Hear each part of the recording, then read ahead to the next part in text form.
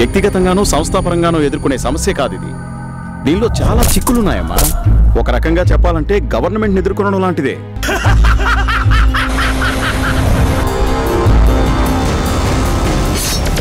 ఏంటయ్యా ఇది?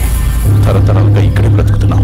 ఇప్పటికిప్పుడు ఇంకో చోటుకు వెళ్ళమంటే ఎలా వెళ్తాం? ఏంటి సార్ బెదిరిస్తున్నారా?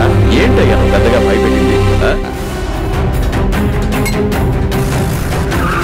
చాలా సెన్సిటివ్ అండ్ సీరియస్ మ్యాటర్. ఏమ్మా డైలీ నోటీస్ అంటూ వచ్చేస్తున్నావు, నీకు వేరే పని లేదా?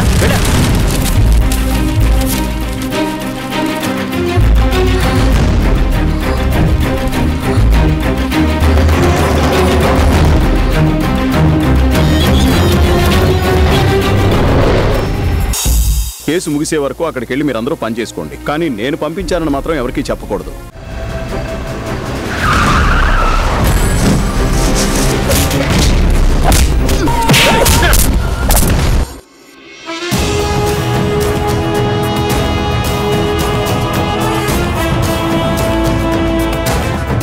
చనిపోయిన వాళ్ళని ఇక్కడే పూడ్చిపెడుతుంటాం.